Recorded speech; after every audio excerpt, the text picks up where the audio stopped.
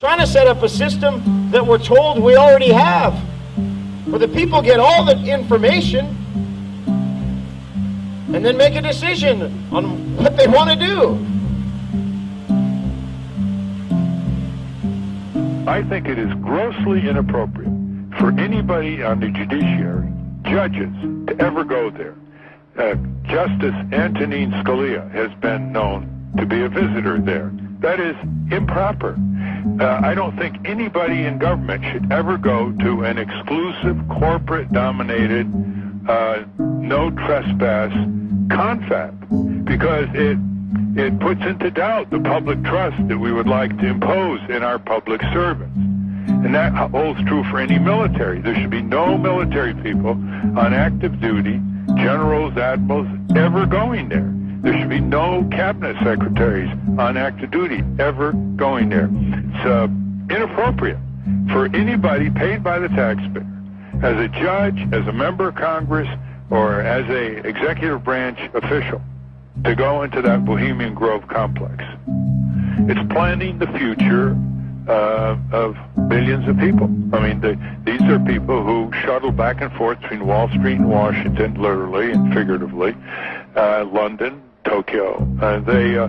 They are engaged in strategic planning, and this is one of their uninhibited sessions where they begin trading ideas and policies as to how they're going to plan the environment of the earth, the politics of the earth, the military weaponry of the earth, the financial wheeling and dealing of the earth, how they're going to market what kind of food, how they're going to take over the genetic inheritance of the earth, Monsanto style. So, you know, you can't give it enough attention.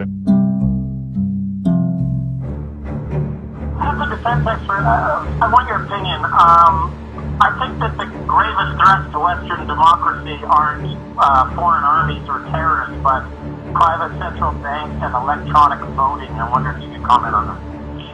Well, absolutely, I agree. I mean, there's been more economic devastation done by the banksters on Wall Street than any terrorist organization could do.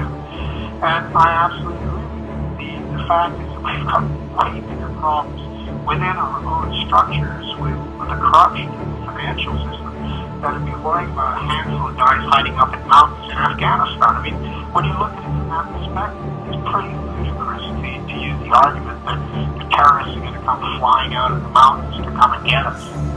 It's idiotic.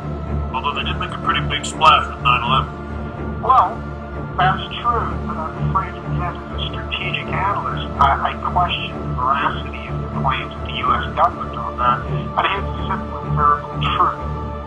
Anybody can go check out. Of the so-called terrorists who flew those planes into those buildings, at least 7 of them were discovered not to be on the planes, but perfectly alive. And free citizens of Saudi Arabia and the Middle East. There are too many anomalies in 9/11. Let me be clear, though, I'm no conspiracy theorist. You know that. Yeah. I work on facts. As an analyst, here's a simple rule of thumb. There's one anomaly with data that's, you can ignore it. There's 2 you should look at. If there's 3 or more, there's something wrong with the data, or there's something wrong with how you perceive the events. And when you look at the history of 9/11, to put it in context, the events of the phone, I was privy to much of these events because I was an analyst in Saudi Arabia to the royal family. I saw too many issues that came up. And most of the people, when you look at the repercussions, we have been sucked into a bunch of wars that historically we should never have been involved in.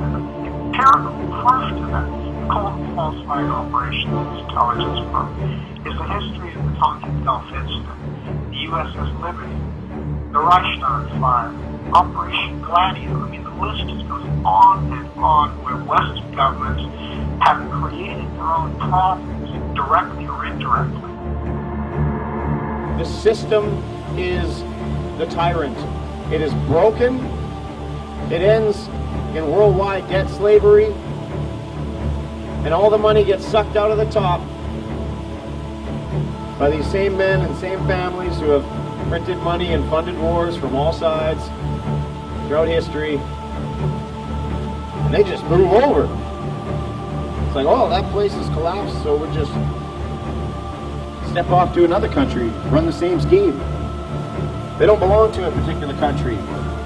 So it doesn't matter to them if the United States collapses or Canada collapses or any one of these European nations. They can convince you through media that we need to bail them out, but the bailouts are a scam. And the media is not going to do their job and tell you this, because the same folks who have bought off your Congress and your politicians and own all your parties own the media conglomerates.